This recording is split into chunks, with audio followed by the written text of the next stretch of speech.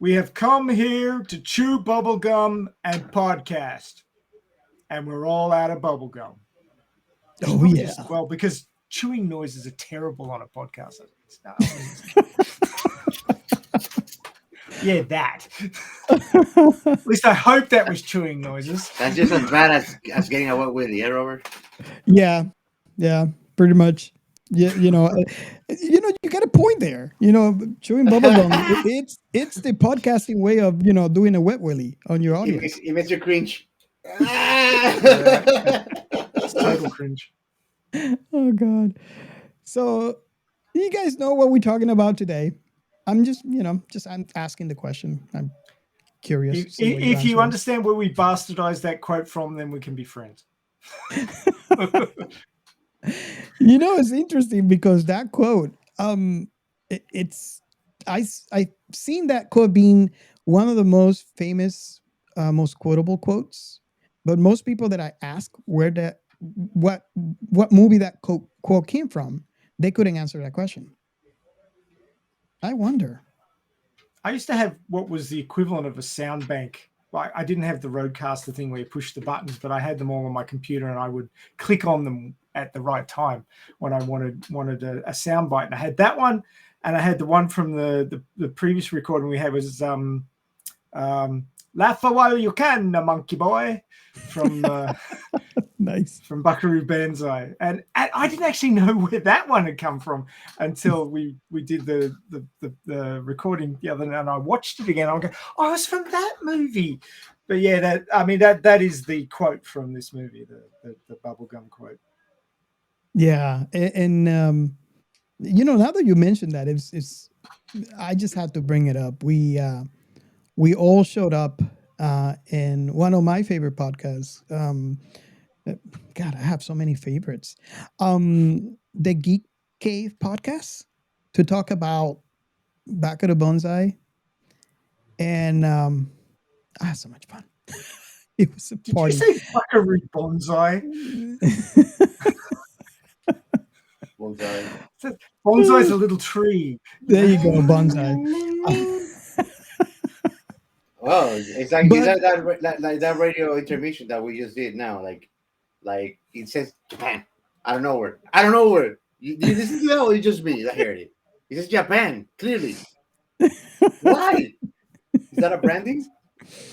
Maybe. We're off to a good start. Yes. What is it that we say in every podcast? Rails. We don't need rails. Well, we don't need no rails. Boat in the rail, train in the water. We go wherever the hell we want. So you guys, just make sure you catch us up on that podcast when it comes out. Is Geek Cave podcast, and the podcast episode is called "You Want Me to Watch What?" And we're happy that they invited us to come over. So it was a lot of fun. So but this movie is They Live from 1988. Just so you know. I mean, it's not written on the header for the title of the podcast or anything. Yeah, it's also not listed on the video lower third. I didn't write it there, so. Well, some people might, be driving and they can't look at anything else, so it just came on. Hey, we might have blind sci-fi lovers. Which is true. Yeah, you're definitely true.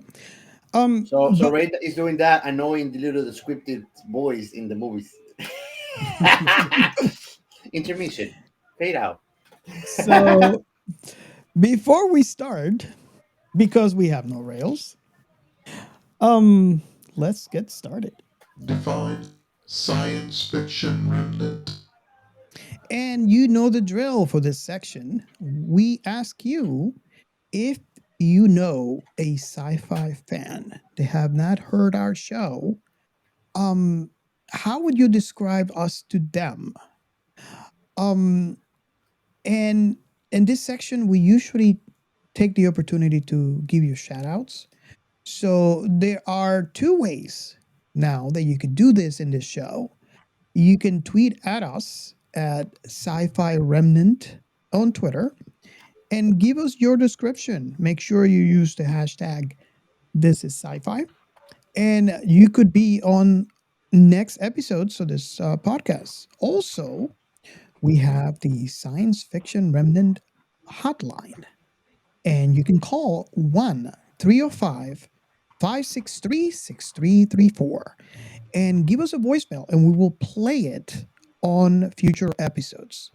So, if you want a shout out, you have one way to get it aside from engaging on our conversations. So let's move on to the next segment. We are Science Fiction Remnant. This is the Funny Science Fiction Podcast. We are the Caribbean Science Fiction Network. We are Monorats. We are One Accord Level 2 Podcast. This is Jesse from Sudden But Inevitable and Open Pike Night. This is Sci-Fi. And on this section, if you know the drill, you hear our podcast, you know that this is our attempt to gather every sci-fi fan together. This is something that I can only dream of at the beginning. It was so hard for me to get in a conversation with every, with most sci-fi creators. And the issue was, like, for example, I might want to talk about, for some reason, about Battlestar Galactica, but I only have, access to maybe the Star Trek group or maybe the Star Wars group. And you know what they're all going to talk about. So I felt myself limiting to, the type of conversations they wanted to have, especially since I love all kinds of sci-fi. Ray, did you have this issue that I had before where you wanted to talk about a certain IP and you had to go to a specific, I call it bubble, to talk about that IP? Oh yeah, the silos up until quite recently were very distinct, and there'd be a lot of gatekeepers that would get upset if you talked about anything else in their silo. So I guess it's just the context that built up over time where this is a Star Trek group. You don't talk about any other sci-fi. And that would be, a bit disappointing because conversations about sci-fi don't stay in a bubble. They move around. You're comparing and contrasting other IPs, and you're talking about comparisons and things that link IPs together. And I got one for this movie, so keep an ear out for that. But you want to compare and contrast and stuff, and there'd be the gatekeepers to say, "Oh no, you can't talk about that sci-fi because this is a Star Trek group." And even to the point of you can't talk about the Kelvin timeline because this is the classic timeline group for Star Trek, and it's just like, but why? Star Wars is real science. Yeah. so you just want to talk. You don't want to be limited. And the this is sci-fi hashtag is an overarching bubble, which you can talk about whatever you like. And once that context is set, then you've got the options to really go off the rails like we do every single episode and talk about whatever the hell you want without those gatekeepers pushing the old context on you of whatever silo that they happen to be stuck in. So I think it's really quite useful to have that freedom with the overarching hashtag.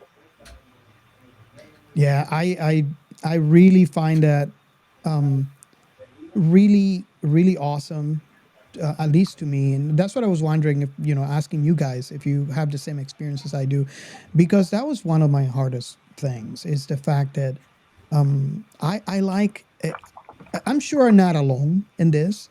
I like a lot of sci-fi, right? And I want to talk about sci-fi, and I was never able to. Maybe I want to bring this to a bigger panel. Maybe I have an opinion about a particular IP, and I want to get the opinion for another person's, another IP's fans on the topic from this particular IP. So this is sci-fi hashtag is amazing for that, because you can just go to town. And one of the cool things that I found, and I talk about this almost every episode, right? Where and I don't get tired of talking about it because I think it's amazing is the fact that we are all in discovery mode, right? You go and watch a show, you finish the show, and you have that emptiness in your heart. It's like, okay, this is either that show is maybe you're waiting for a season two, or maybe it's a show, an older show, you finish it all up, and there's not going to be any more of that show. And one of the coolest thing is that you talk about in this hashtag, and you have maybe you come up with another person from another IP that says, "Oh, you like this show? Why don't you try this one?" And you go give it a try. You're like, "Oh my god, you discover a new favorite," and now you have another favorite that you can enjoy when it comes to sci-fi. What do you guys think about that? I mean, I hear that most of the time nowadays, where how someone has discovered something because of the hashtag. Yeah, I think Yeah, that is a great way to unite a lot of people on the same interest. Yeah, yeah, yeah. Multiple times that's happened to me where I've seen something mentioned that like I think you were actually posting under the SFR account about 10 amazing sci-fi shows on one of the streaming services that you've probably never heard of. And, it's just stuff like that, finding out about new things. And it's great that the hashtag can, allow people to get out of their silo and have a look at the wider range of sci-fi and find something new and interesting. yeah. I mean, there was one post, that I think it was that one 21 movies that we are talking about. I invited other creators to post if they actually have an episode on any of those movies, and I posted all of mine in there. So one of the cool things is that I can listen to multiple podcasts on the same topic and get different perspectives, and I love Yeah, that. I love that's that. really cool because you watch something and you get excited about it, and even if you can't find somebody at the time to talk about it, you can listen to these podcasts from a wide variety of podcast teams talking about the movie you've just watched and get all their sort of perspectives and specific interests and likes and dislikes, and you can compare it to your own. So it's almost like having a conversation with them about it.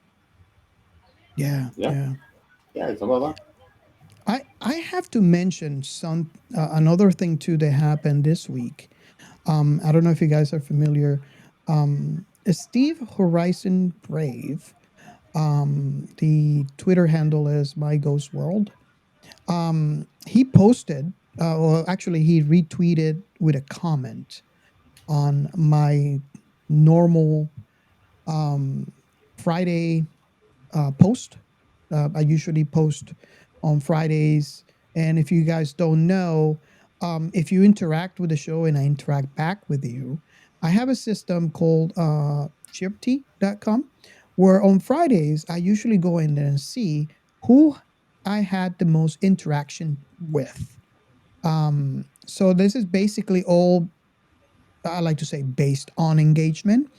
And this is what those circles you see, where you have the first, second, and third circle, and I actually list all the accounts that have actually post. It's kind of my attempt to join within the This Is Sci-Fi hashtag all sci-fi loggers. So I basically ask if we can follow each other, only because that way we can grow that community, the sci-fi community.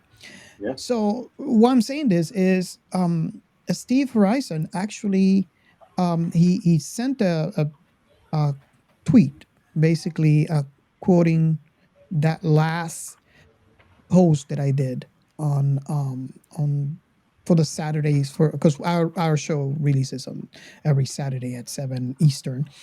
And he says, "Podcast friends, Friday. I didn't wake up knowing that I wanted a 3-hour discussion about Riddick. But here we are. Here we freaking are.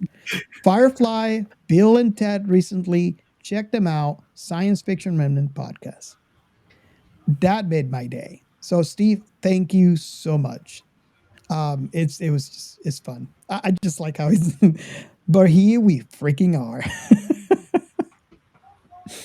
Have you guys heard that one before? I don't know if you're privy to that. I know we're all busy and sometimes we don't get to see the same. I have not. I did tweets. not. Yeah, there's a No, I lot of hadn't caught tweets. that one. Where's a good one? There's a lot of tweets, so it's easy to miss something. Until we started the podcast, I always had a hate love relationship with Twitter. Like I would go to Twitter and then disappear from Twitter for a year. Go back for 1 month and disappear again for another year.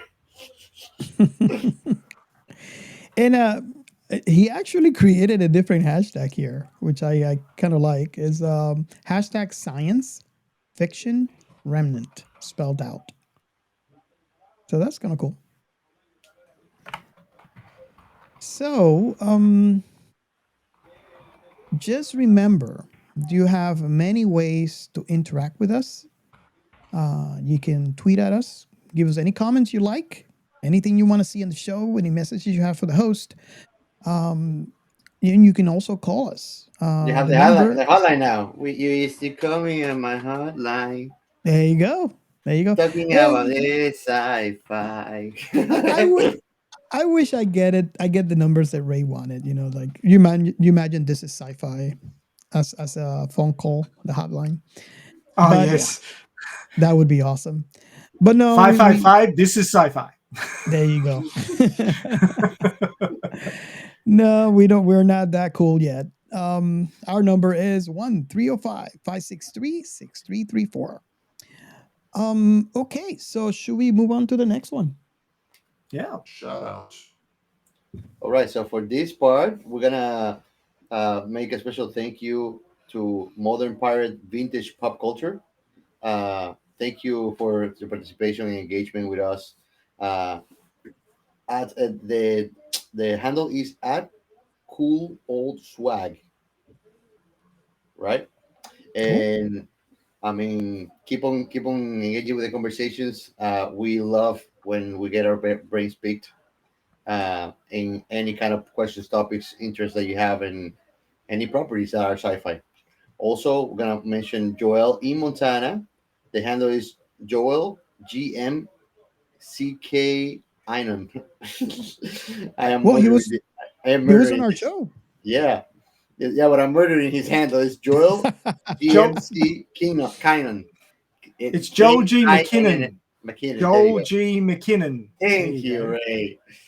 That's what we need brains in the team. That's what we need brains in the team.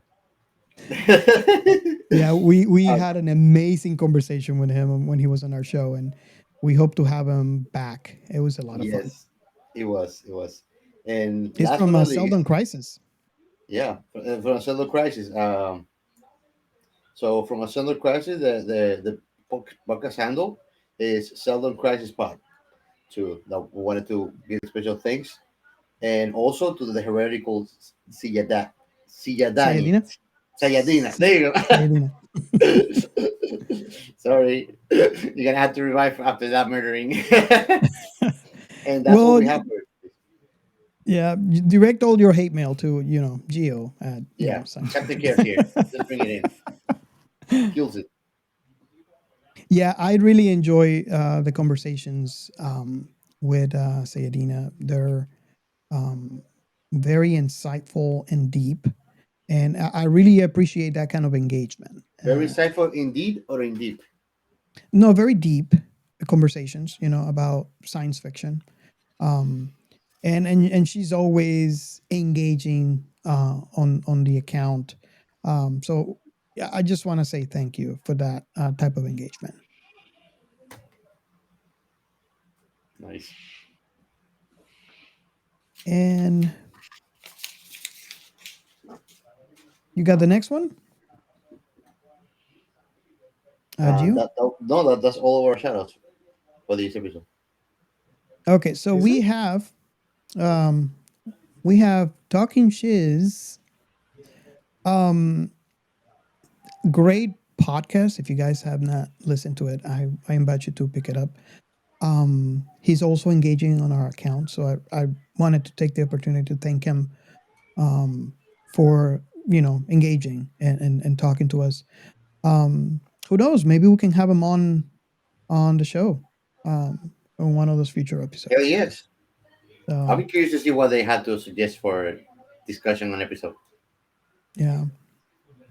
And of course, we have to thank Open Pike, our friend in Sudden but Inevitable, and they are part of this sci-fi. You probably heard their voice in our This is Sci-Fi segment. They're also very engaging with the account, so we really, really appreciate it. And okay, so let's go to the next one. The Outer Remnant. We have one. We have one. We have one. What an intro. We have one. Well, technically, we have two. I'll see you one and raise you one. Is there any good news? We have one. We got one. Sorry. So you guys movie. heard it here. The Outer Remnant is just a poker game. So the Outer Remnant is a section where we tell you where else we are, in case you don't, you don't get tired of our voices and you want to hear more of us. Then we give you a way to. And if you like a change only, like you can go and check our OnlyFans. Only Gian. So for the first one, we had, and of course, I have to be in here because I like to think I am an Alita fan. Maybe. You are. You You passed the test many times. You wait.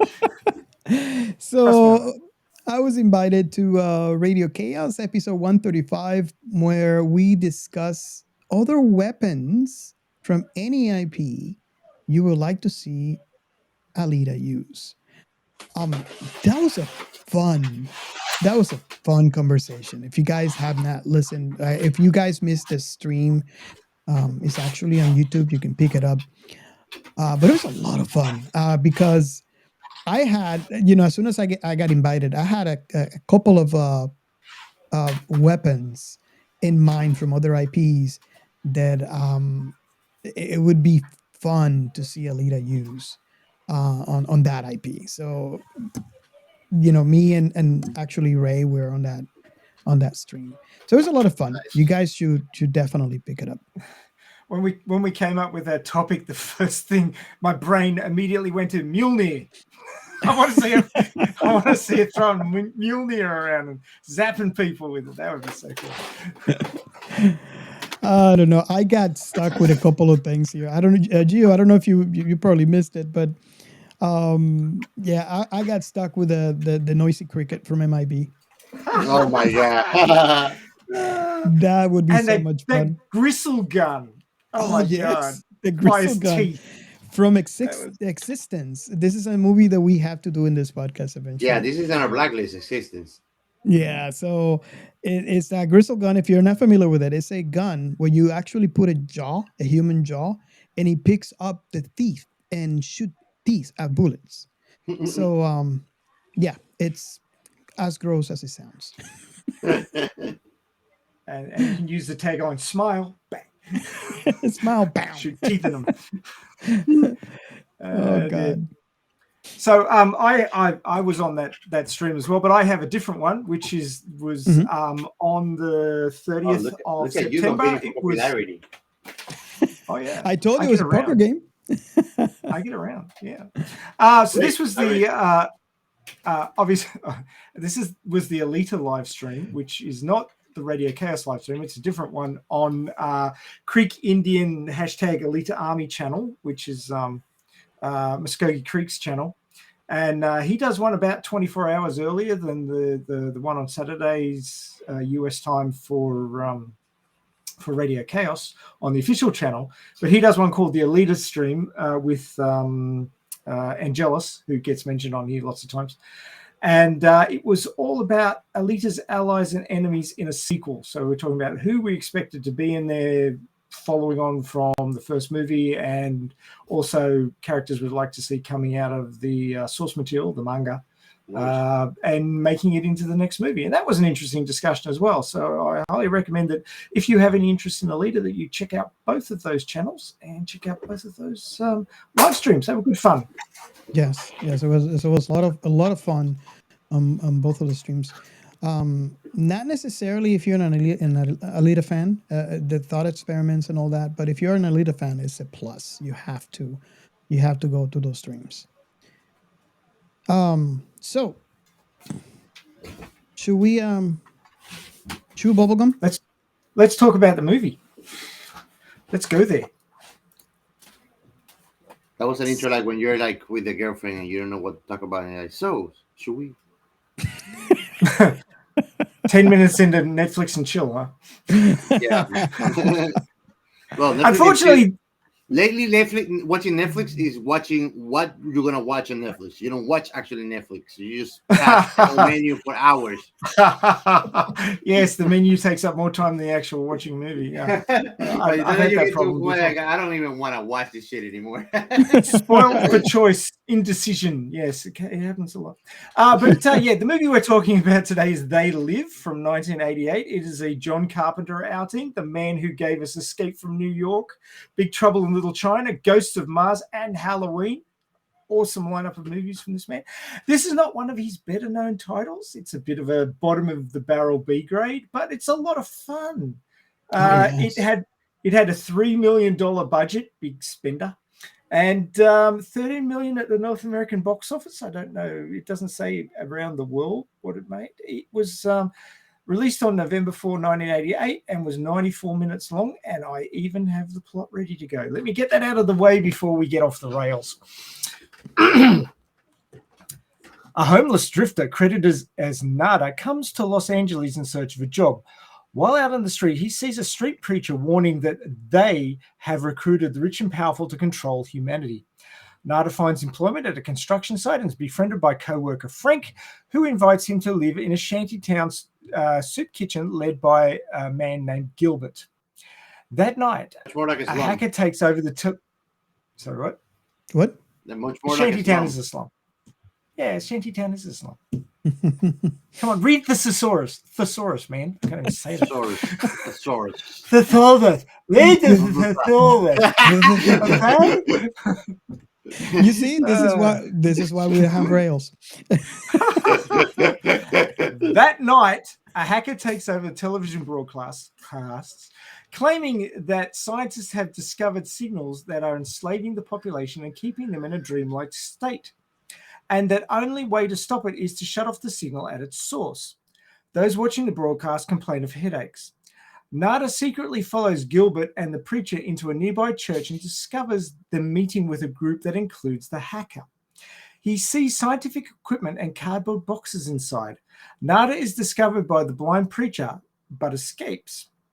The shantytown and church are both destroyed by a police raid the same night, and the hacker and preacher are beaten by riot police. The following day, Nada retrieves one of the boxes from the church and takes a pair of sunglasses from it, hiding the rest in a trash can.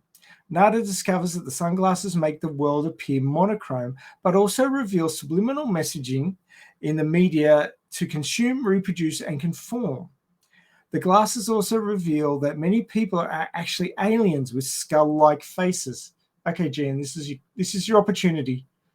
You want to say the thing? Let it out. Come on, Jen. Look at this. When you take off the glasses, it's formaldehyde face. On this fuck. Thank you. Robert, you're okay. Now we've only got 2 more instances where he's going to say that during the podcast. When Nada mocks an alien woman at a supermarket, she alerts other aliens via a wristwatch-like device. Nada leaves but is confronted by 2 alien police officers. He kills them and steals their weapons.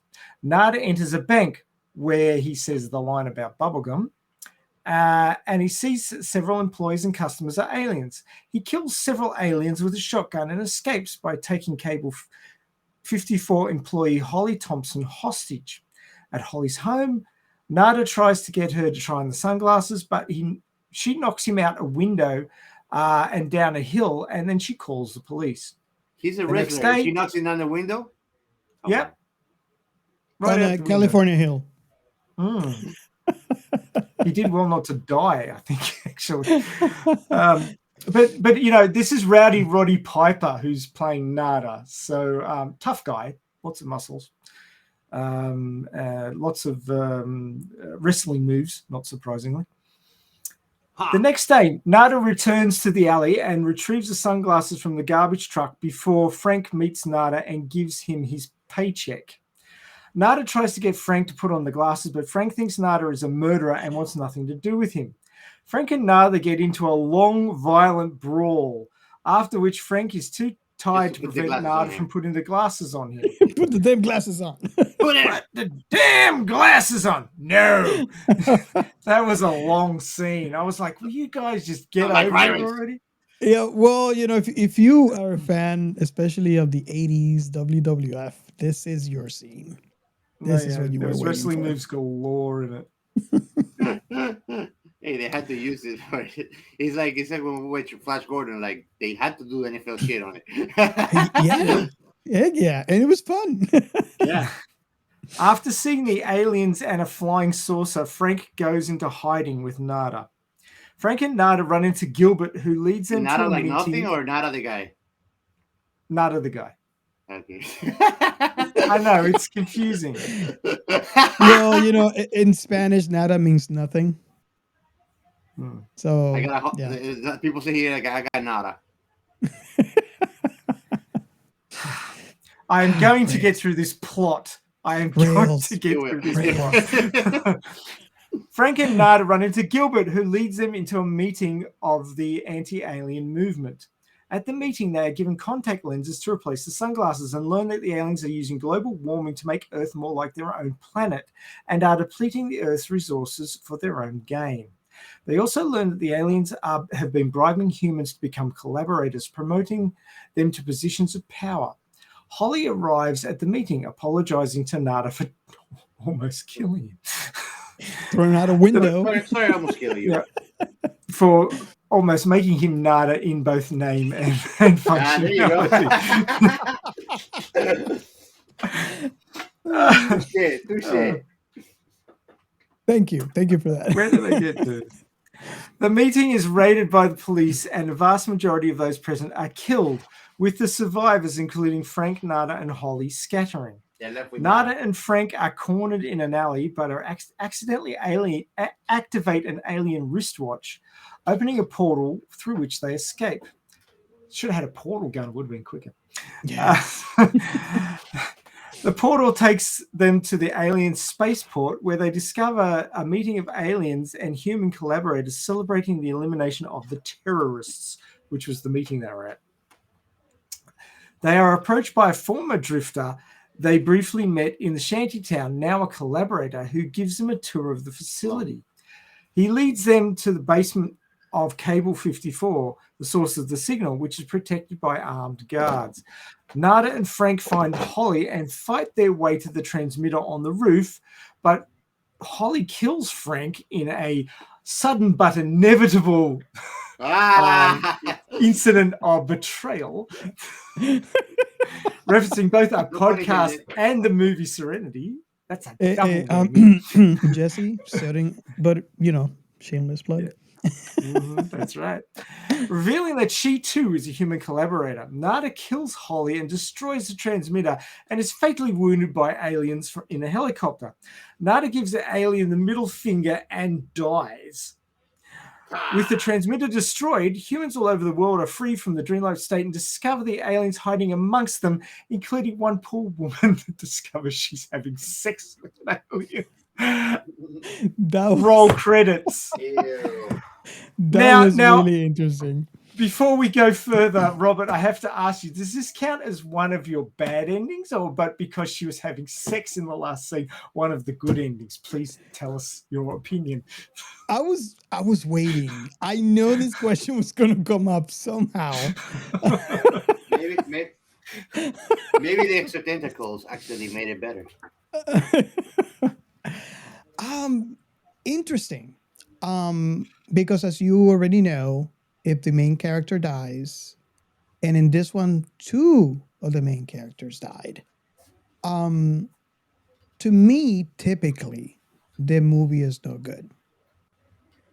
Evident from, I think this is close enough to what happened to me when I watched Upgrade. You guys can download that episode we did previously with Angelus. In Upgrade, he doesn't really die. Well, Might as well have. the evil Evil wins. And he might as well been dead because he used his body and he's just left him. No, it has to be better for you to like it. It's like he's alive, he's locked in there, and he cannot do anything for eternity. Yeah, and he's in a happy dream, right? But just the fact that evil won. Still, I like the movie. It's just weird that this one in particular, and maybe it's a similar case, but with a twist, because on this movie, evil lost, or apparently lost. Because at the end of the movie, I'm sorry? They had a setback. Yeah. So now at least humans know who they are, and I don't know if you guys knew this, humans but don't know who they are. Actually, we don't know. Well, they find out who they are when he destroys the antenna. I mean, humans knowing themselves, they don't know themselves. Huh? Humans knowing themselves, like humans knowing who they are, they themselves. The humans don't know who humans are. Oh, okay. Yeah. Well, yeah. That's the nature of the but I think my rationality, and I'm thinking about this though, because I don't quite have a good answer for this. But the only thing that makes sense to me is the fact that he died, right? And his friend died. But in the end, they were able to stop somewhat what evil was doing. Make a change, yeah. It was and not they all made for nothing.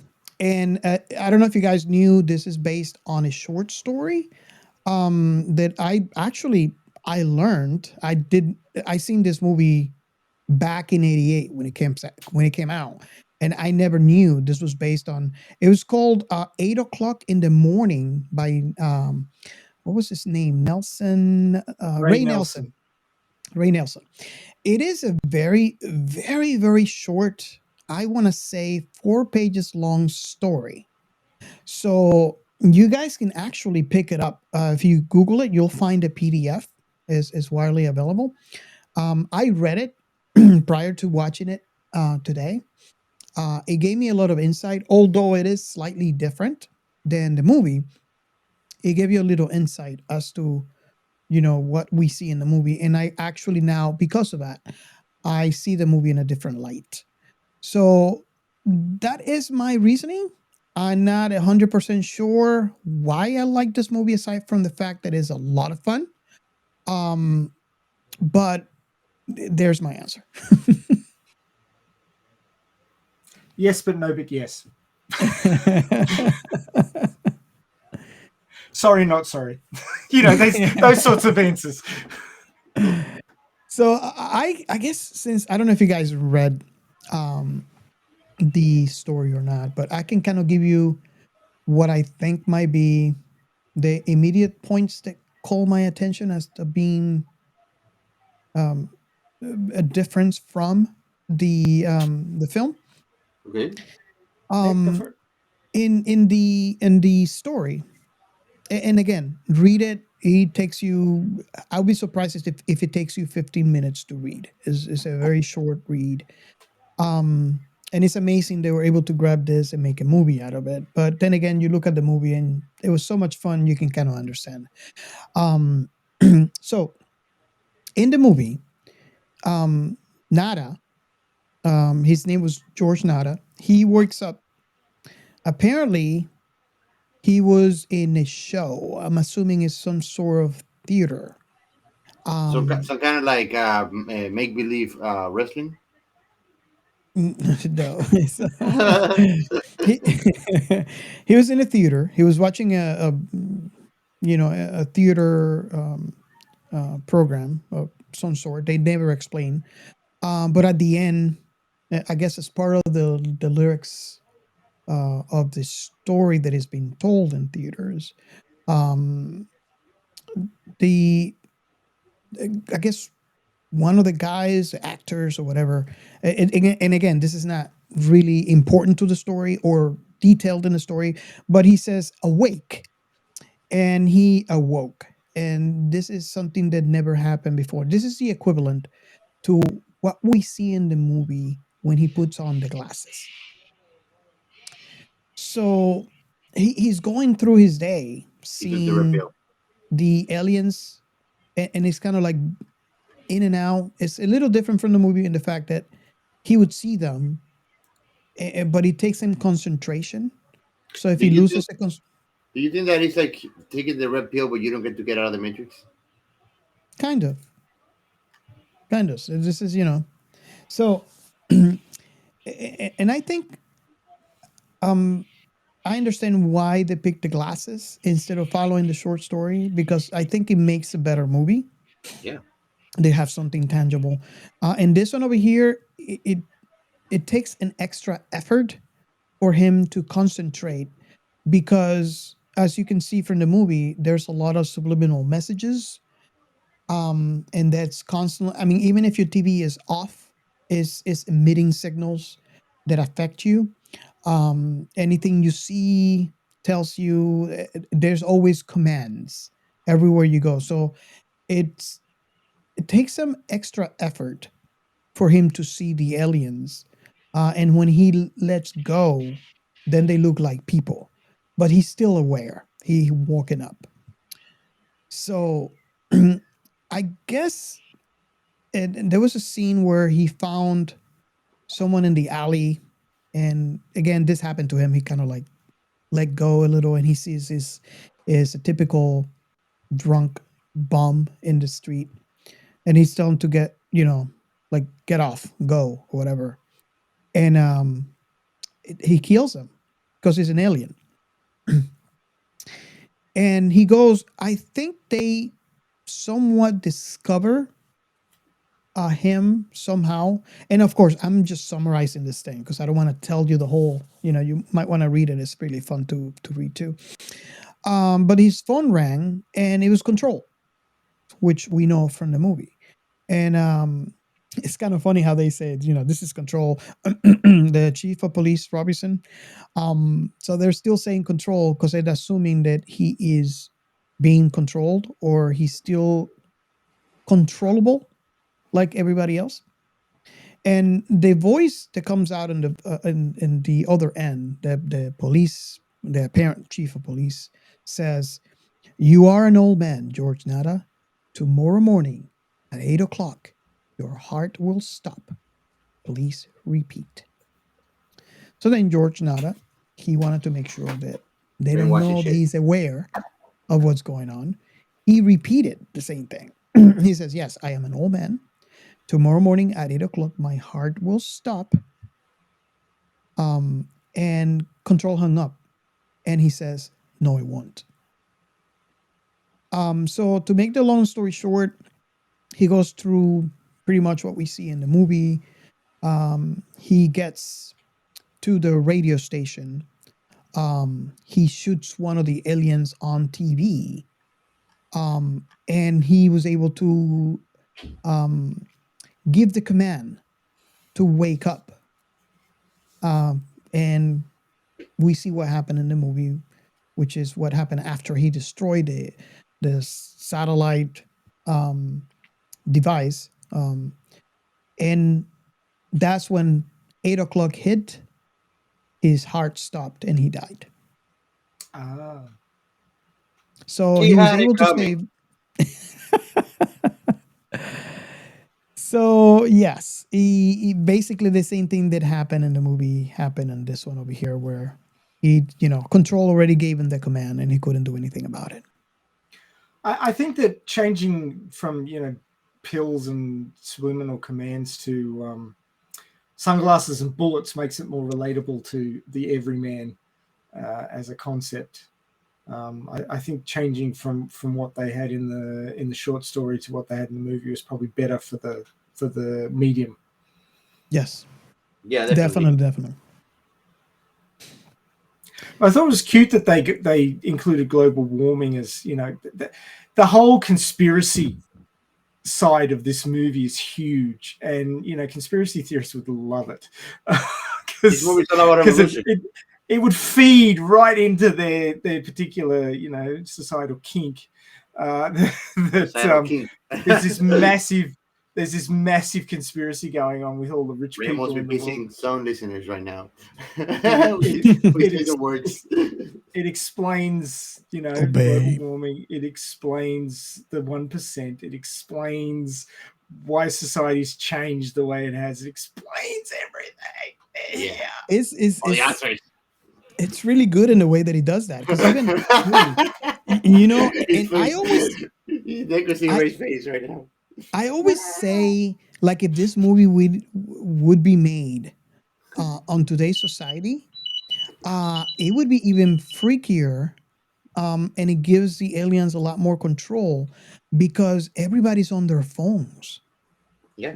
So you imagine, instead of in the media, they will not need to have those, you know, speakers they had in every corner, or, you know, they could have the subliminal, you know, messages on websites. Magazines are not, you know, although we find some, they're mostly digital now. But my phone is broken, so I'm usually staring at people.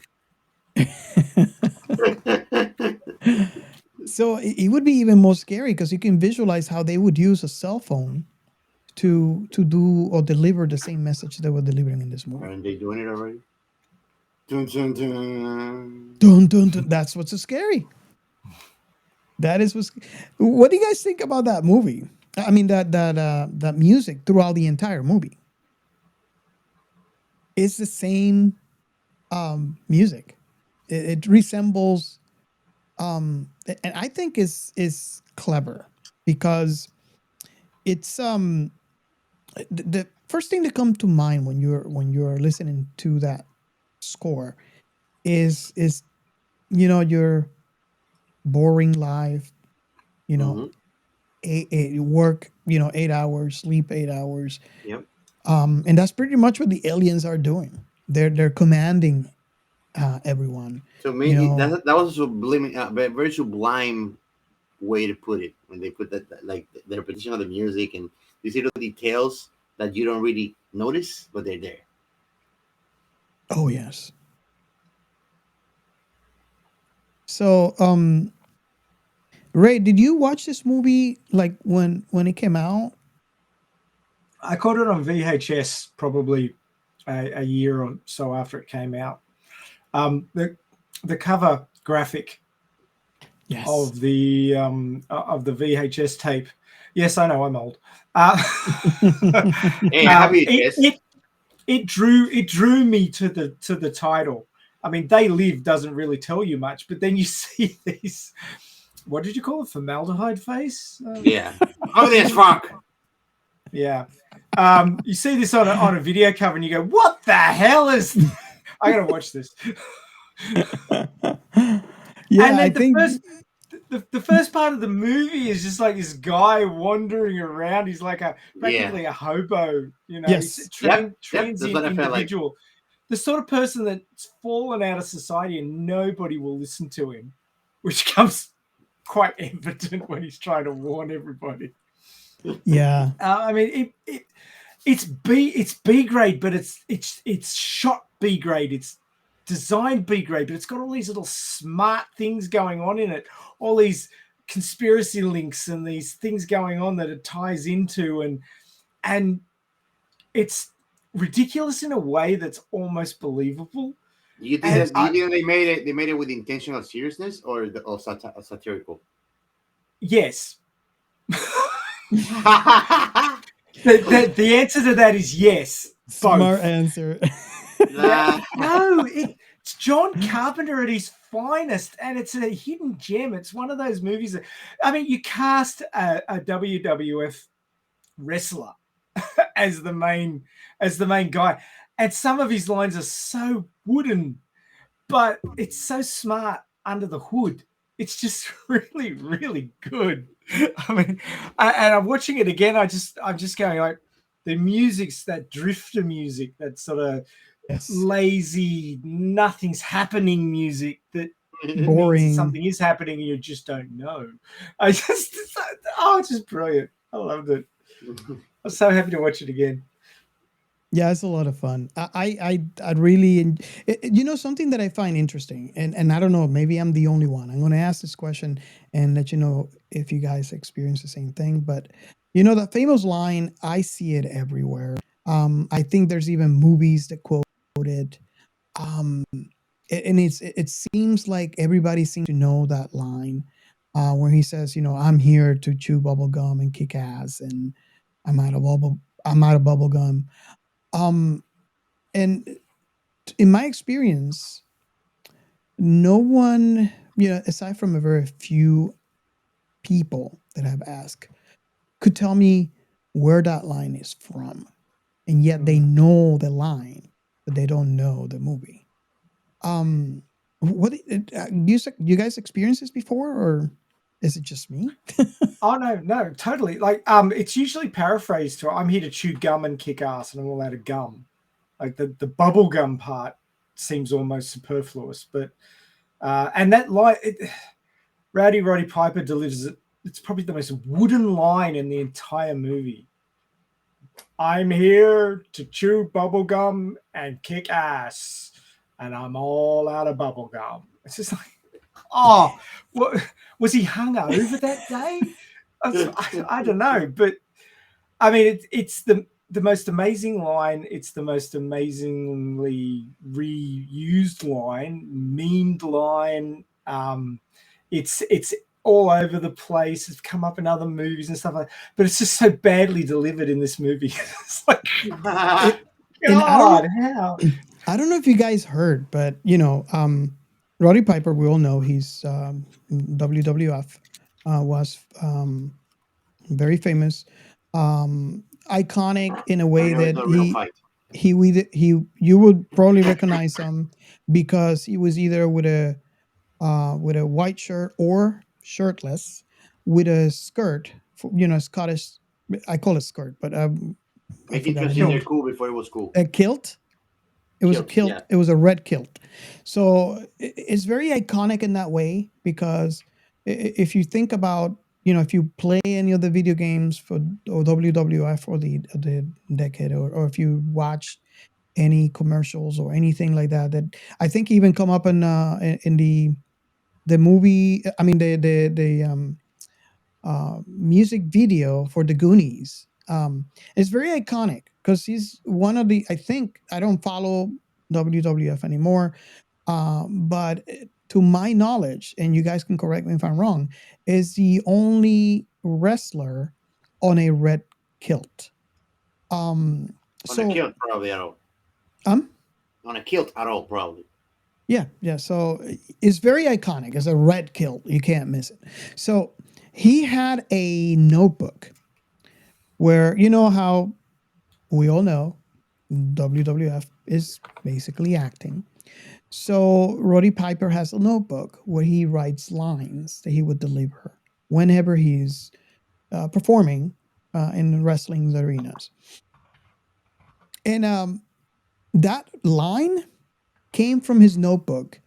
I think John Carpenter mentioned some, I can't remember where I heard it from, that he ad-libbed that line. And that would make sense, Ray, to what you were saying and how he delivered it, that it was ad-lib. It was not rehearsed. It just came out. So that makes sense as to why you notice, and everybody else that has seen that movie notice, his delivery of that line was a little off because of that. Regardless, is one of the most quotable, most famous lines in any movie that I can remember. Yeah. I didn't know if you guys knew that. So I've done a bit of Googling, just Professor Google while you were speaking. Rowdy Roddy Piper, his real name is Roderick George Toombs. So he was born in 1954 and he died in 2015. So Vale, Roddy Piper, he's passed on. And this, thank you. And the surname Tombs doesn't come from Scotland. It comes from Worcestershire in central England. So he was borrowing from the Scots when he was wearing the kilt. Worcestershire or Westchesters or... Well, Worcestershire. I would say Worcestershire because it was Worcestershire sauce. Are you talking about the sauce, Gio? Worcester?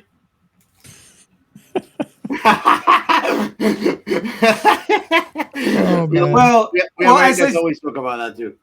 As they say down here in Australia, what's this here sauce? What's this sauce? What's this here sauce? I always say like, that is correct. Oh God, awesome. So yeah, that I just found that interesting. So his last name comes from Worcestershire sauce. It comes from the county of Worcestershire, or Worcester, or however you want to pronounce it. He said it in 3 different pronunciations already. Yeah, it's working. I'm messing up. And that is Captain Chaos for you. Yeah, he's infected my brain. Yeah, you guys let us know if you guys want a T-shirt. Captain Chaos. I think we should do one. I think it'd probably sell well. But another thing that I wanted to mention, this is the very first time I got to see Keith David. I think he's such a great actor, and he has some comedic chops too. But there was that fighting scene that we were talking about. It was Roddy Piper with Keith David. Oh my God. Went on and on and on. It's like, get over it already. No, I'm not putting your damn glasses on. Oh, I'm just not doing it because you're a murderer. It's like, dude, come on. It's wearing sunglasses, not going to kill you. But it actually did. But anyway. UV lights can kill you.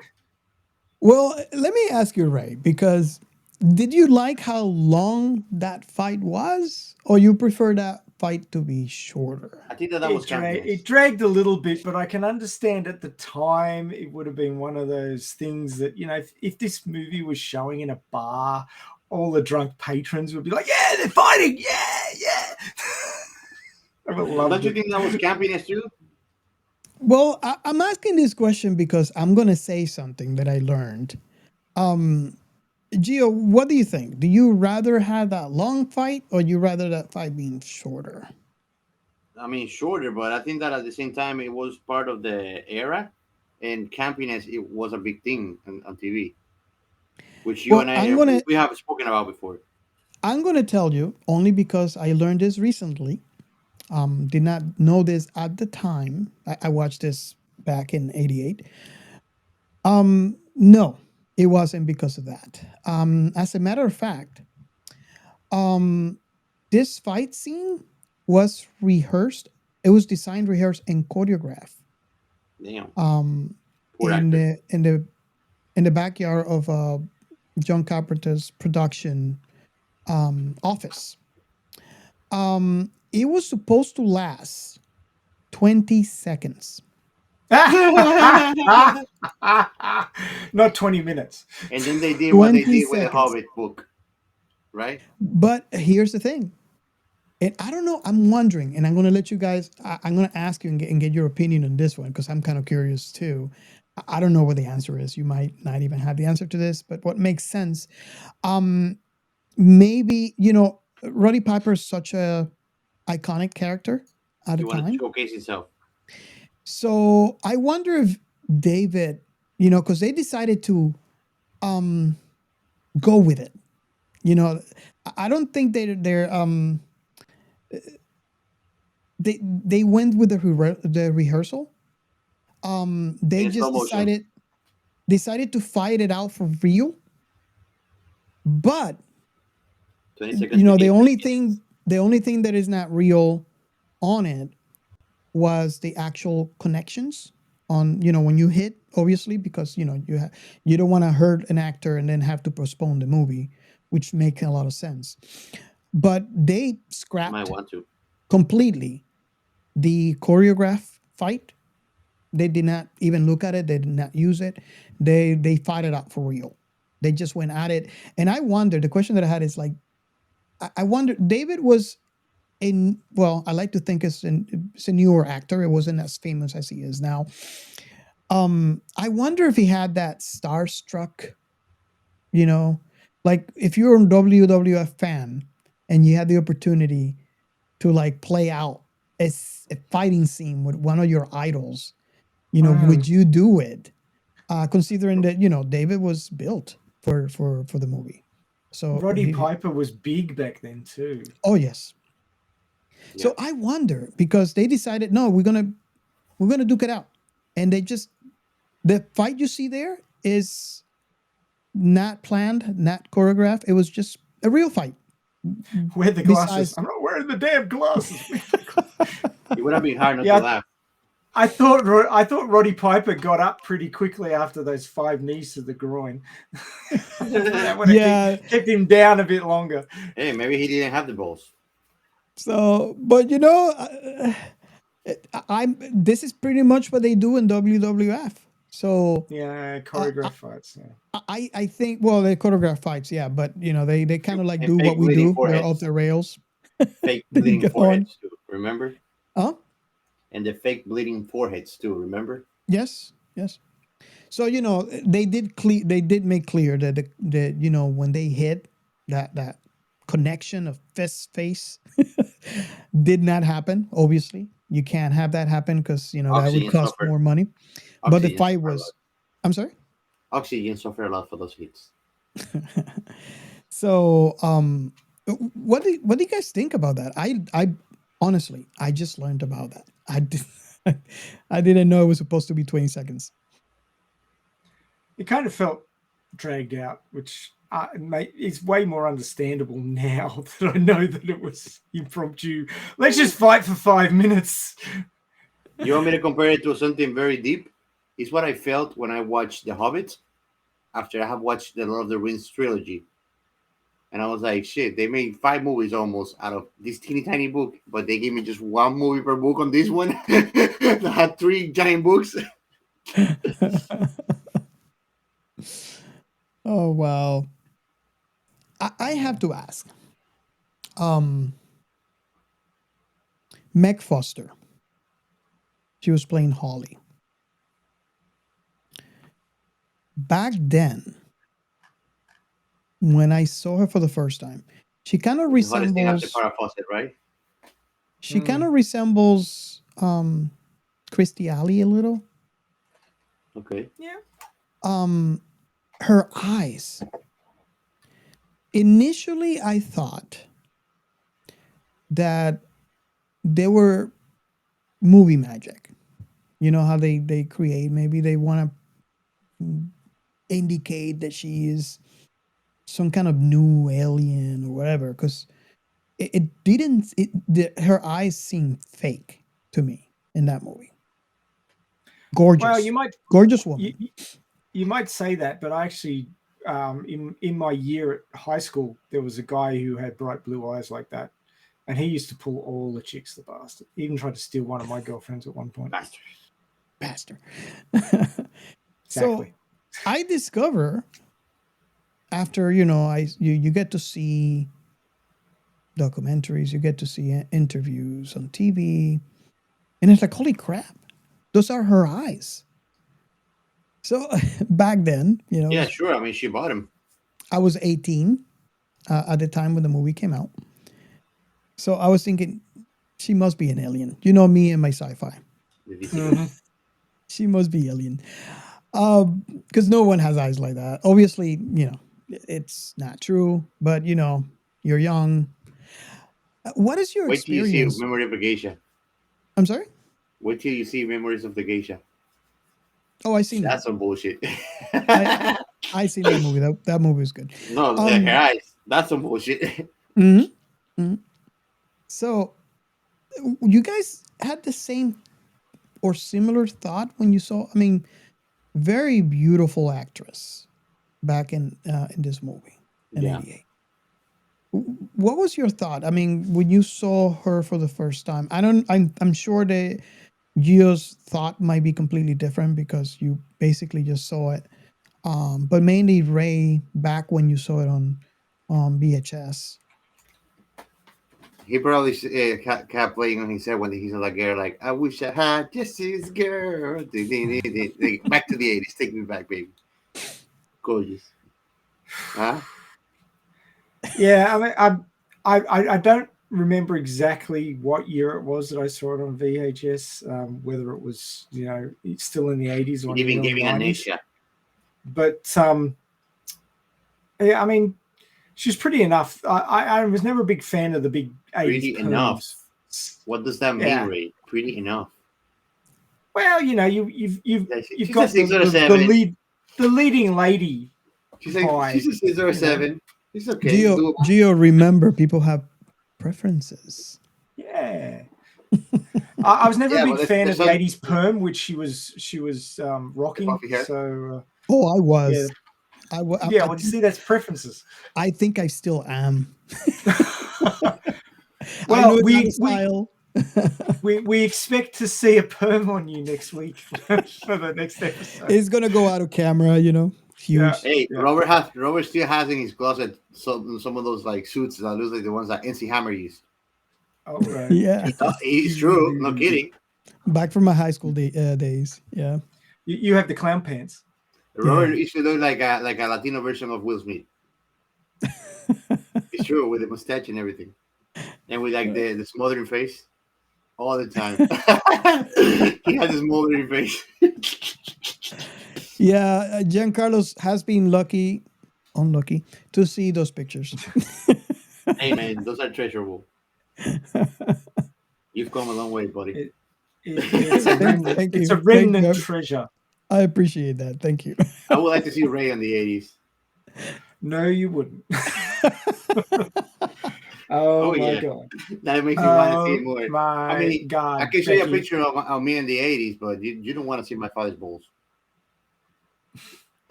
What was that again? Oh, I heard what he said. He doesn't need to repeat it. Let's put it that way. Oh my God! I thought I heard wrong there, but maybe I did No, hear you what I didn't. thought I heard. You did hear what you thought you heard. Yes. Captain Chaos strikes again. Oh my God! Nah, look, if I show you a picture of what I look like in the 80s, be, oh my God, Becky, look at that nerd. So yeah. we don't need to go there. I want to see that. Maybe he can put it. Maybe he can post it in Discord. And if you, That's the last thing he's gonna do. Yeah, pretty much. yeah, Discord is secluded. So then, if you wanna look at that, you're gonna have to join our Discord and then get to see it. So how about that? Great bait. I'll put one of mine's in there. There you go. Hey, look, I'll put a picture of me at 3.5. I look pretty cool then. If we get 1,000 new Discord Those were subscribers, I'll put stats. one of mine at '80s. One of yours in the 80s? Yeah, let's see how many people want to see my dad's balls. How were you, like 5? No, let's see how many people want to see my dad's balls. You imagine if our channel actually blows up because of this? Oh my God. And Yeah, you guys, you- if you're listening, this is why we're explicit. This would be the reason. Soldier in color. I mean, I'm Australian and I can manage not to swear too much, but got cartoon color in here.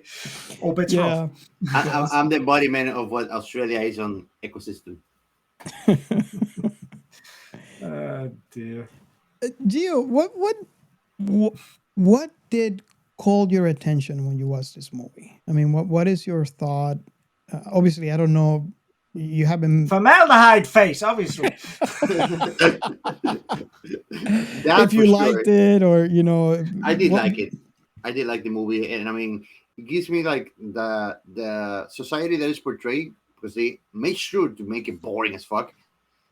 It looks like the Matrix society, like stuck on a time, and it's never gonna change. That's what it feels like. It's like it gives you monotony all over the place. And I Yeah. mean, when they portray the slums, like even how they behave and what they watch is like shit. It's like they are fucking brainwashing in the dice. They're hopeless. Even if somebody actually brings them the truth, they're not gonna take it. Yeah. Well, You know? it reminded me a lot of one of those generic shitty movies that come on at about 10 o'clock at night that, you know, Yeah. like bad cop dramas from the 80s Yeah. or, you know, one of those sorts of movies just like that it was made for like, you know, $350 and it's terrible and it's just filling up space in the programming late at night. And it starts out like that. I'm sure that was deliberate. I thought they put them like the Playboy pay-per-views after 9. You know, if you're impatient, if you're one of the ADHD generation, you probably turn it off before it got interesting, and never find out that it was actually a really good, deliberate B-grade sci-fi. I mean, the guys for the first like half an hour of the movie, the guy's just wandering around, wondering why the world's so fucked. I was like, what the fuck is going on in here? I mean, we got no background to this guy. He's just walking around with a pack on, which he loses when the cops hit with his Joe Dirt haircut. Yeah, with his Joe Dirt haircut, and he wanders around for half the movie in his torn dirty jeans and his torn, dirty shirt.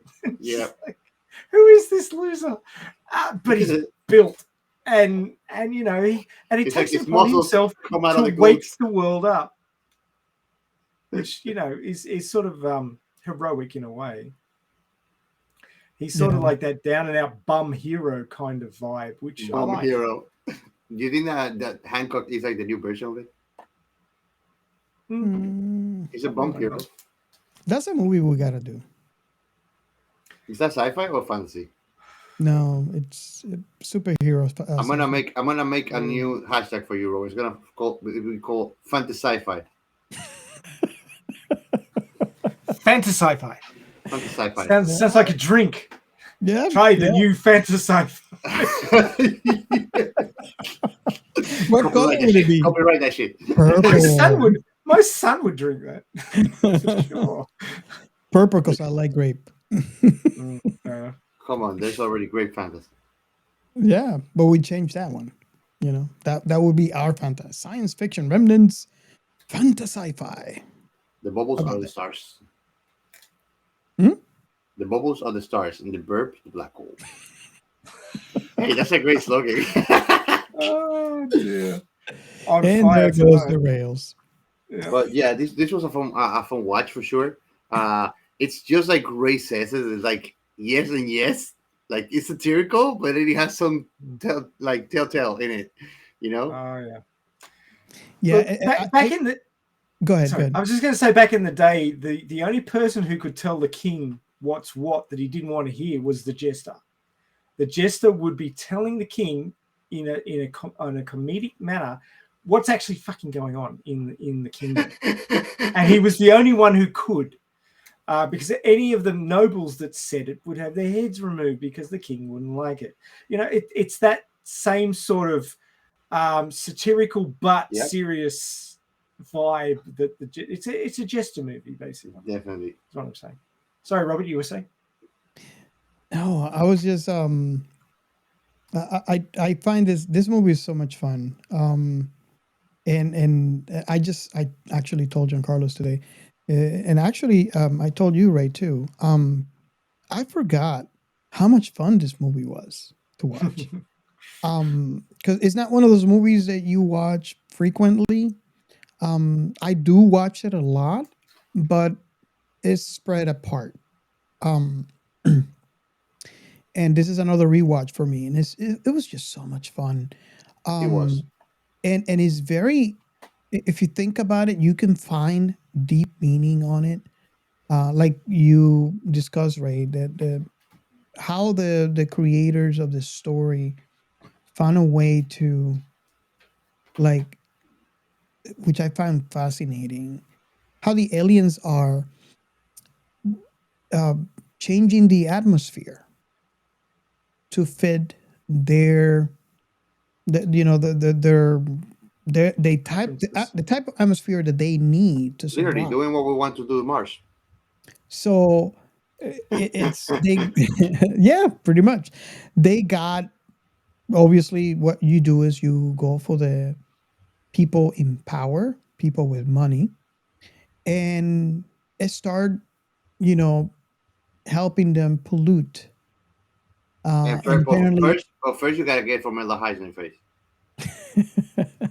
well, those are formaldehydes are the ones that are going to those, you know, elite, the rich, you know, the powerful, um, and create that pollution on Earth, um, that would transform the atmosphere to an atmosphere that they can live on.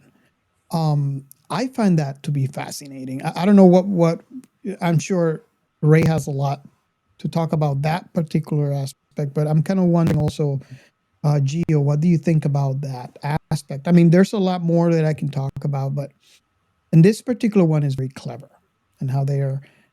Uh, I don't know if I want to say foreshadowing.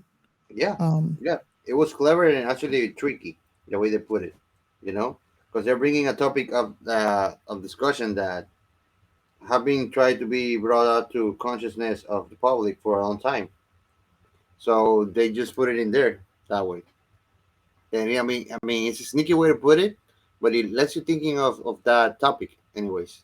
Even if you don't think much about it, it brought it forward, you know. mhm. And I mean, they made it just an excusable uh, facade for them to actually say like, this is happening, and the bad guys actually need it. So perfect foreshadowing, actually. Now let's hear what Ray has to say about this, about the conspiracy. Oh, I kind of ran my mouth off about the conspiracy early on, so I don't really feel like I need to repeat that again. But yeah, I mean, like I said, it plays into the conspiracy theorists' playbook quite heavily, and links just enough things that it's vaguely plausible, and vaguely plausible is all you need for a good conspiracy. So, You think that global warming is really as bad as portrayed or not? well, I happen to know from what I've read in scientific papers, and we won't get into that because it's a can of worms, but Yeah, it is as bad as it is portrayed. it's actually bad, Unfortunately, worse now than it was back in the 80s. That's yeah, what for I sure. that's what I felt like. I mean, I was having a discussion with somebody not too long ago. They were trying to tell me like it's a cycle thing. It happens and it goes away. Like yeah, but it doesn't happen like we make it worse in 50 years, like it happened in the 500 years on cycles. So like I Well, like these sorts of things do happen cyclically, but you can also have spikes. Like if there's a massive volcanic yes, eruption, that will change the environment quite significantly. But permanently. whereas those are natural forces, where we've become a natural force of change in that humanity is an extinction event. Hmm. We've made extinct so many species compared to what would naturally happen. Yeah, if not, you would Since have a dodo right now. Pet. since the rise of civilizations in the world, we've basically been causing an extinction event, and it's continuing on with the cutting down of rainforests and the removal Pollution of of disease. habitat. I mean, species we haven't even discovered yet, like because there's a lot of insect species out there that are hidden in the forest that we're cutting down now that we haven't even spotted yet, and given name to that have been wiped out before we even know that they exist. So it's pretty sad, the loss of species I wouldn't be through sad if a killer mosquito dies. no, those bastards, those and the cockroaches will outlive us by millions of years. Don't worry about that. And chair, They won't die. No, they'll still be here. They can. chair still Mosquitoes live can in fly love. away. They're fine. Mosquitoes can fly away, and cockroaches just resist everything, including nukes. So they'll be fine. Cockroaches eat paper. Cockroaches eat carton and newspapers. But I mean, And yeah, that's how they get their news. over the distance of a human's lifespan, which is like 70 odd years, It seems like it's going slowly, but when you compare it to what happens over the millennia of geological time, this is really, really fast. So it's not part of a cycle. It can't be. It's too quick. And that's what I was explaining to the person I was talking to. Like, that's okay that it's a cycle, but the effect that we're having in the last couple of decades with the advancement of technology and the pollution it causes is going to create a more permanent effect on it.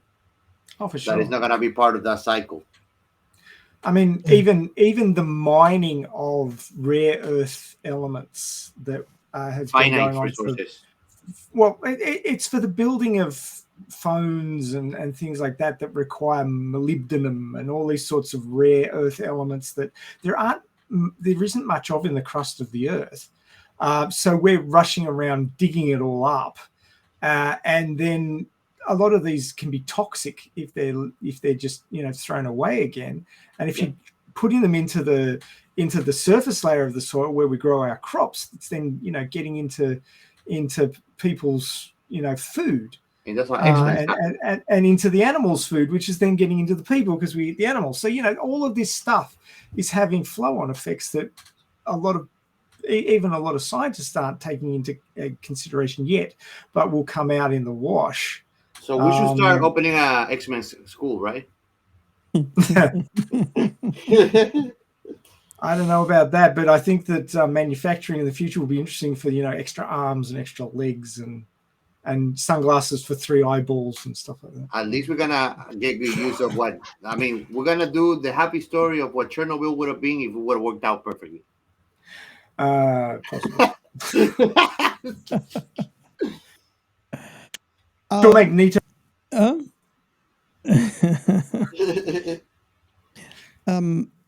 Another thing that I found interesting in how they, in the same take, they use society's, I want to say addiction, but with media.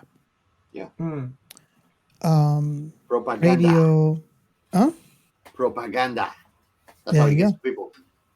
Media via radio, via TV, via ads, billboards, magazines, newspapers.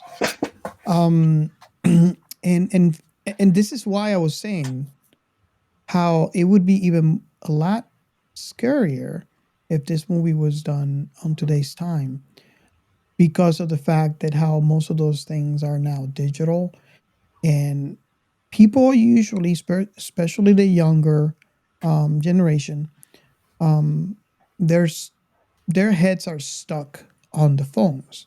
You see a typical family dinner now is no one speaks. They're on their phone. Not everybody's on the table. Well, even if you have someone at the table, let's say, for example, it's a couple, they're both on their phones while eating, watching TV. You text the person right next to you instead of actually turning your head and talking. Oh man. Which I actually have problems with friends because they want to have conversations on text. Like, no, you and I get together and talk like fucking adults, face to face. If not, let's not talk about this shit. That's how I'm getting lately, because everybody does that shit, man. It's text for everything. Like in a text message, you miss emotion, tone. The communication it's deteriorating to communication. So it does. Yeah, definitely. Communication is going to hell lately because of that. Yeah. Well, up to 80% of communication is non-verbal through angle of the head, where you're looking, the way your mouth is shaped, the way you're standing. Giancarlo switches. Yeah. Yeah. Even that. He's Giancarlo's hiding 80% of his communication right now because he's got his camera turned off. But yeah. I mean, you even get the tone of voice, the speed at which the comments come out, and verbal communication. you can interrupt partway through and ask for a clarification. So you say, "Oh, sorry, I don't understand that. Can you give me a bit more detail," or something like that. The back and forth. Whereas if it's text, somebody sat there and thought about what they're saying and typed it all in, but there isn't that immediate, especially with emails and things like that, which aren't immediate. There isn't that back and forth which you get in a normal conversation like we're having now. Yeah, the fluidity and the interaction, how hearing you speak changes what my thought process or my thoughts are in a particular conversation, and I can reply immediately to that. And how Even how that you becomes a conceptualize dynamic it. conversation. Yeah. I'm sorry? No, even how you conceptualize whatever message is trying to convey might be changed because of the way it's conveyed. Something that I see too in those type of conversations is that you ended up having 3 or 4 sub conversations, and conversation gets confusing. It's like the moody girlfriend saying, like, it's not what you say, it's how you say it. That's So often the case too, yes. You know what I use text message for? So when I have a conversation with somebody, I text it. Okay, we're gonna do this and that. Like, no, I didn't say that. Here it is. Always covering my bases. So going back to what I was going to say is, that is a scary thought, and how that could turn to be the main avenue for aliens to take control and dominate the human race if the movie was done in, say, in today's day. But it's actually scary because, even back in the 80s, how you were glued to the TV. And I can understand in parts. Like, for example, I had a few shows that I really liked. This is prior to, well, not everybody. VCRs weren't that frequent. Eventually, they caught on. But even if you had one, you have to worry about getting a blank tape, making sure you set the channel and the time, to make sure that you don't miss if you, for example, have to do something at the time that a specific show that you like, that you want to see, was being aired. And things could happen. Your dad could record over it. The schedule might have run late, might have run early. The kids would have shoved shit inside of the tray and fucked the whole thing. That's what we did to every There was nothing more annoying than getting to the pivotal part of a show and it cuts out because it was running late. Happened in Australia all the time because the sport was the most important thing ever, and it would run long. Oh shit! and then all the following shows would be delayed, and they never take the ads out and catch up because you got to have the ads in there to make the money. Yeah.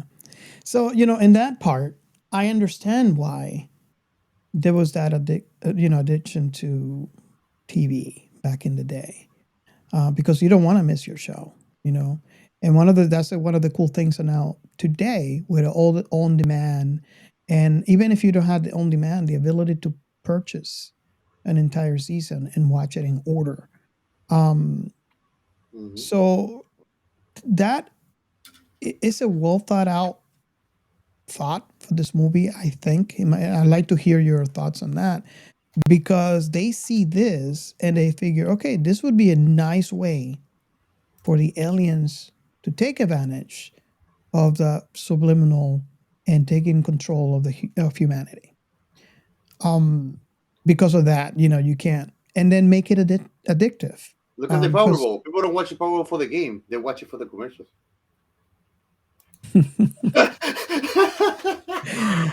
I would be one of those to watch it for commercials because I don't follow sports. But if you talk to my daughters, that would be a completely different story. So what do you guys think about that? I found that fascinating when I was watching, even back in the 80s when I watched this. Well, media addiction has been known for a long time, and of course, it's way more fun to believe that it's a global conspiracy that aliens are controlling our behavior than it is to accept that we have addictive personalities and that media is designed to capture us and keep us watching it. And the commercials are there to get us to spend money it pays for the shows for free-to-air TV. Not that there's a lot of that anymore, but it also, the people who are placing the ads want you to come and buy their stuff. So it's all like a big conspiracy to, keep you consuming and be part of the rat race. You've got to earn money to have the money to spend on the things that are being advertised, the media that you're always watching, and you're hooked into it. And it's like my father used to call the television the digital teat because, you plonk your kid in front of the TV and they'll just sit there forever unless you drag them away for whatever reason. Yeah. So, and it's no different now, except it's moved to phones and iPads and things.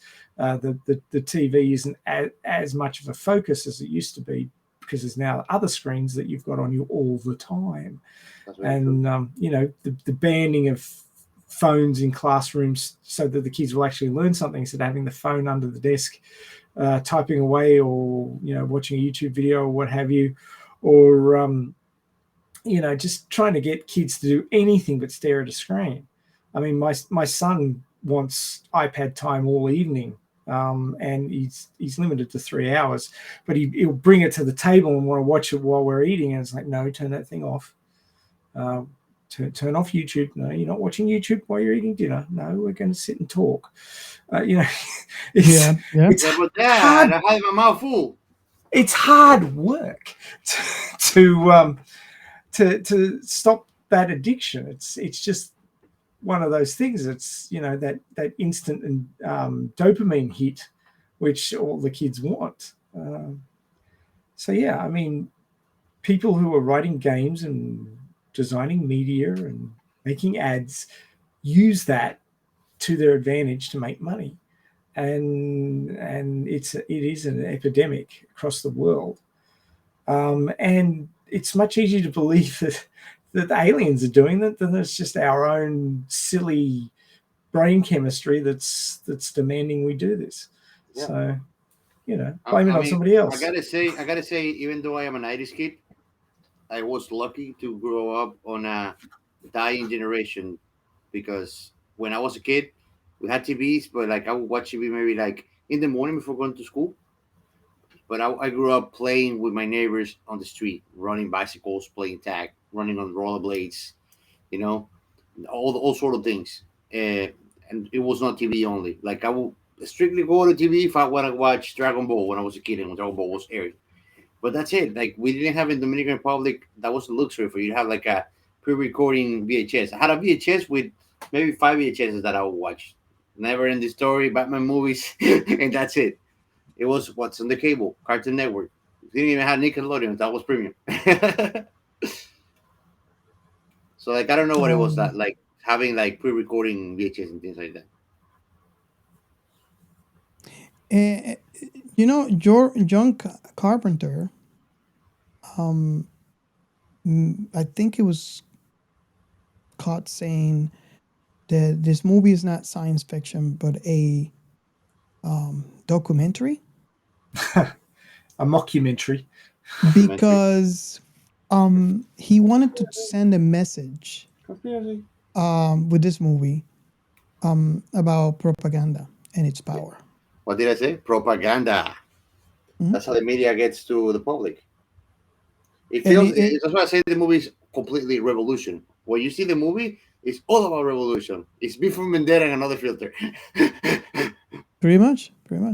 Less sophisticated the before Vendetta guy. And I think I see that after hearing the comment because, when he's asked, and it's all about this loner and how to save the world, but technically it's a story. It kind of like we see that happen in sci-fi altogether, where we are given a possible future Mm-hmm. in hopes that we as society can hear the warning and do something about it. Kind of like what happened. If you guys have not listened to our episode on Gattaca, go back and download it.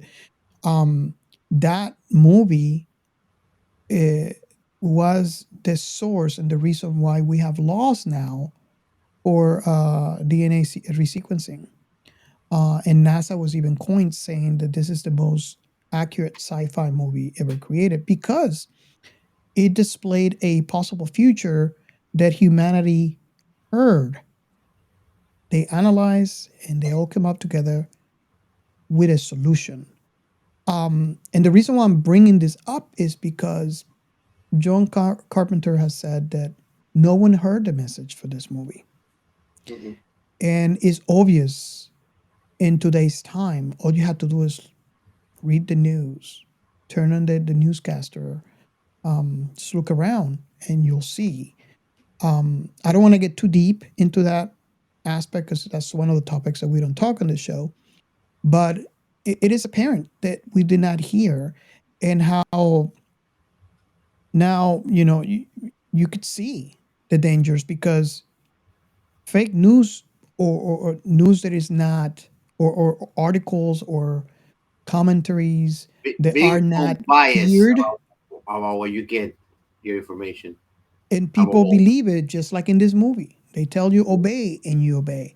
You don't question, like, don't question authority. You don't question authority. You are told that frog legs are good for a cold and you're going to eat frog legs. You're not going to go onto the scientific journals or look at the article and see who said it. What are their credentials?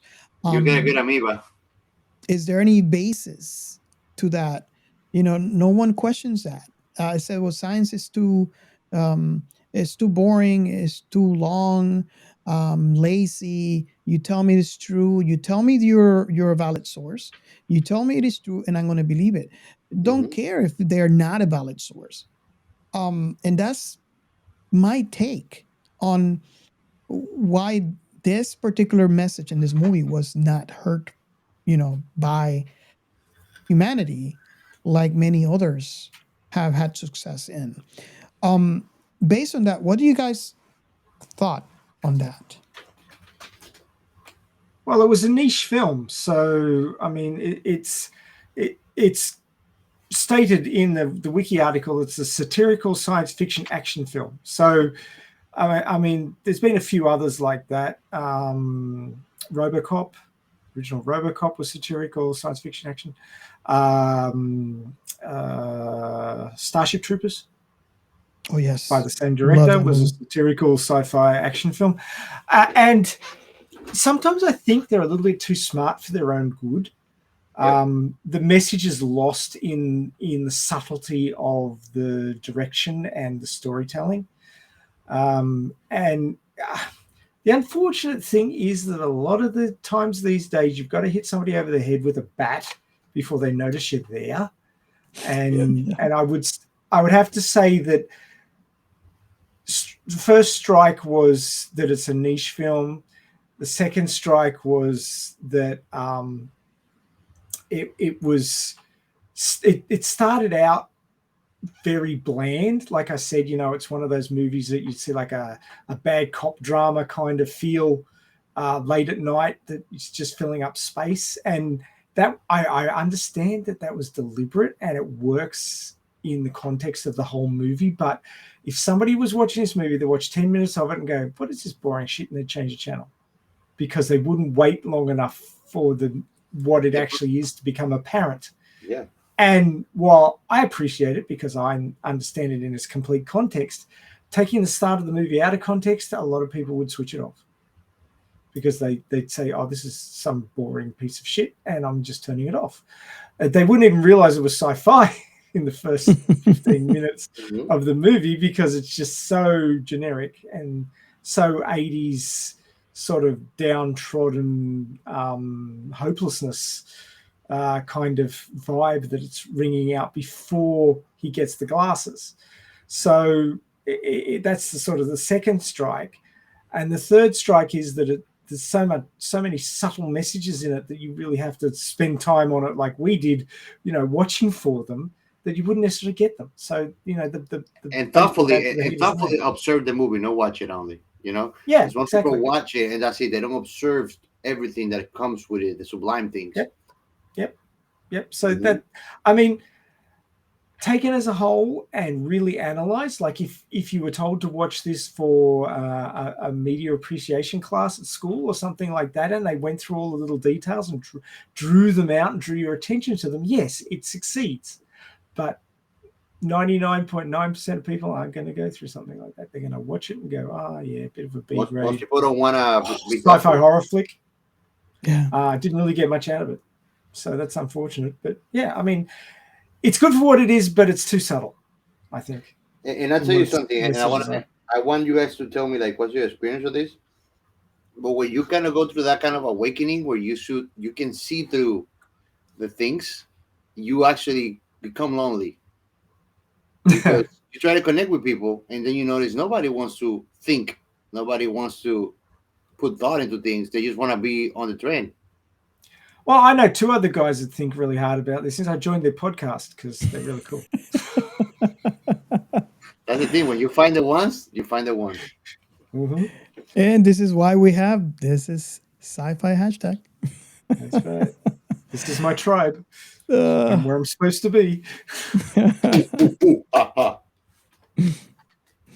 Oh, wow. Yeah, this I was just very curious about that because I think another reason that I might add to your list, Ray, is the fact that this movie is fun. So it is very easy to watch it for that and completely miss the message. Completely. So I think that might be one of the reasons too as to why. Well, I don't know. There might be other parts to that because some messages are hard to deliver because for most people, those messages are hard to hear. And I mean, this is a movie, so they have to make it entertaining too. Yeah. Some messages are not meant to be entertaining. Yeah. That makes it more difficult too. I mean, even the title of the movie doesn't really tell you what it's about. They live. It kind of sounds like it's a zombie movie, but it's not. Yeah. Like, who the fuck are they?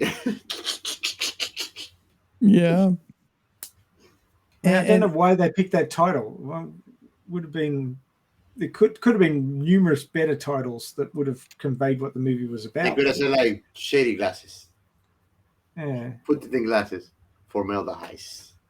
Well, my wife already wants those glasses, so I have the page. I'm buying it for her. If Gene got to name the movie, he would have called it Formaldehyde Face. The movie. Formaldehyde Face. That would have caught more attention. Probably, yeah. For sure. Oh man, I can already see that that poster. That with that name. Formaldehyde Face. I want to put a picture of me waking up. Oh dear. Oh man.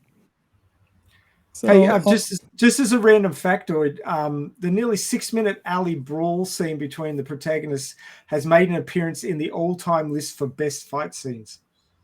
So the fact that it was supposed to be 20 seconds long and ended up being 6 minutes actually played into getting sounds like an E for effort. Opinion for fight scenes. Yeah. Well, you like to think that the director and producer had, because remember, they had the final say. They could have edited out. Mm-hmm. They could have said, no, cut, let's redo it. They obviously saw value and left the scene as is. So I like to think that, that granted, yeah, it was decided by them to just do it, ad lib it, if you can say that. But after they did it, he saw it, he liked it, and print. and I think it was a success. That's one of the most fun fights that I've seen in any movie. Well, a lot of directors will film a scene a couple of different ways, tweak it here and there. And then as a very final filming, they'll say, okay, you can ad lib here as much as you want to the actors. And if the actors are real sort of into the ad libbing, either for comedy or shock value or whatever, then sometimes that final version will be better than the scripted one and end up in the movie. So there's a lot of articles about like, oh, this scene for this movie, it was not on script or things like that, and people are like, wow, and it tells you how great a person can be with their input on something greater. Well, it's not just how well they can ad lib, it's how much they get into the character. Mm-hmm. And if what they ad lib sounds more like the character and drives the story forward better than what was scripted, it's pretty obvious what you're going to do. Yeah. And that's just the brilliance of some actors, that they can do that. They can get into the character and drive it forward. It's fantastic. Yeah. Exquisite. Huh? Exquisite. Yeah. Exquisite. Have we rung this one out? Is there any last comments? I think so. I think that we made sure to know that they leave. Well, apparently they do. Well, I guess we could do our final thoughts in the movies. I think this one speaks to two type of audiences. In my thoughts, it's a fun movie to watch, and it has that deep message. If you have the time to you can power through the first 20 minutes.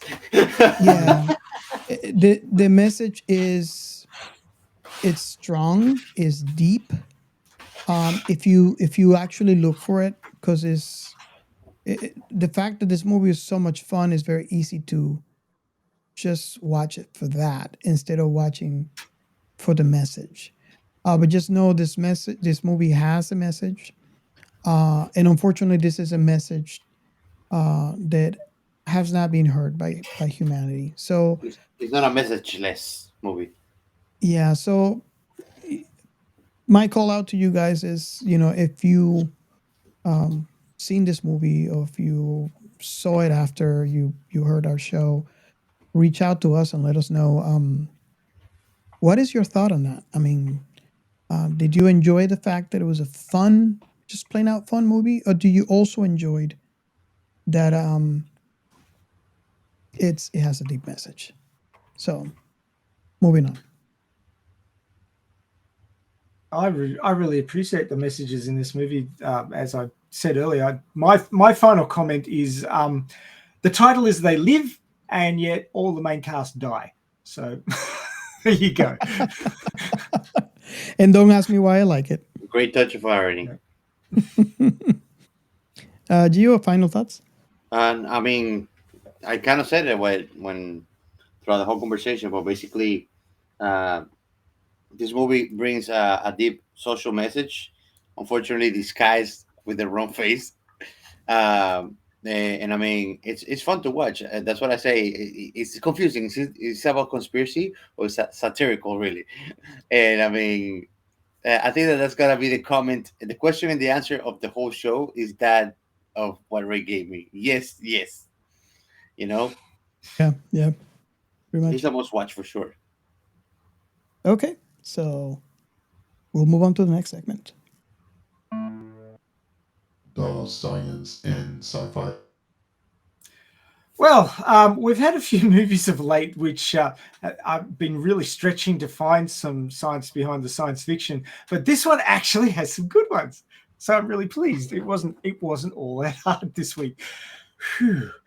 So anyway, obviously, with the whole point of the glasses, which gave them information that nobody else had, obviously sort of equates to smart glasses, which are becoming a thing in the last 4 or 5 years, obviously starting out with Google Glass, which had its issues. But now there's a lot of these sorts of things coming out. I'm looking at a LifeWire article here, the 8 best smart glasses in 2022.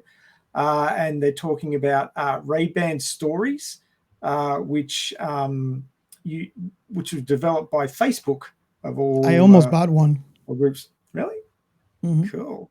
So you'd understand how they work, but I think they're a bit sort of in the Google Glass camp of giving you computer access. Can you see people's underwear with it? Can you? Can you see? No, you people's see underwear with aliens. it? You see aliens with them. You see? Oh man, I want one of those to see people's underwear. So when I'm walking, everybody's naked. Only you and all the other guys in the world. I don't know. Anyway, Everybody wants that. LifeWire says for best artificial reality features, Vizx Blade upgraded smart glasses, 8-megapixel camera, available prescription lenses, a bit of a clunky aesthetic though. Then we have Talkin sunglasses, Bluetooth capable built-in earbuds, microphone for calls, inexpensive build. Best for music is Bose frames, some good AR features available, poor noise reduction, stylish design, ready. Best for audio, Flow's bandwidth, stylish design, good sound quality, bone conduction speakers, but no other smart features. Best for video, Snap Spectacles 3, 3D photography. 3D photos are fun but not easy to view. High fidelity audio recording, but they're expensive. Best for focus, Smith Lowdown Focus. Intuitive app design, but they're expensive and reported charging issues. Best digital assistant integration, Amazon Echo Frames. Basically, you have an Alexa in your glasses. My son sits in my car going, Alexa, do this, Alexa, do that. My car's 18 years old. There's no Alexa in it. I don't know where he does that. But maybe I get him a pair of these, and that I would say that would shut him up, but no, he'd be talking to Alexa where I was walking around all the time. That would drive you crazy. It would. So I don't think we'll do that. Or you can change Alexa's name to Alita, and then you're going to love it. That would be awesome if they allow you to do that. You can name Alexa whatever you want. Well, there's pre-selected names. You can't really. There are you can say computer as a computer, from Star Trek. A computer. Yeah. Do this, do that. So anyway, as you can probably tell, there's lots of different designs and functionality lists for these glasses. That they will do different things. I don't know that there are any yet that will show you which one of us are aliens or not, but I'm sure it's coming. That'll be in a future upgrade pack or something like that. Who are the visitors? Yeah. The other tech spotto in this movie. As an interlude, near the end of the movie, there were the guys in the urban camo with the M16s running around. And they were using a device to track the humans, which was actually the PKE meter from Ghostbusters. It was the same prop. So there you go. I spotted that one. That was interesting. It looked familiar. It sure did. I went, hang on. But the other spotto was the watch that the aliens were using for communication and for teleportation. And that was very similar or may have led to the development of smartwatches or have been a hint to it. I mean, they had smart watches back in Dick Tracy back in 1932, but this is a recent outing of a somewhat smartwatch technology in a movie. And of course, smartwatches are pretty big budget at the moment with smartwatches like Apple Watch Series 8, Samsung Galaxy Watch 5, Fitbit Sense 2, Apple Watch SE, Garmin Venue 2 Plus, and of course, just like all the glasses tech that I mentioned before. All these watches have different lists of capabilities and apps that will run with them and things that they will do, like measure your heart rate and your blood pressure, all that sort of fun stuff. And measure the number of steps and actually tell you the time because they're a watch.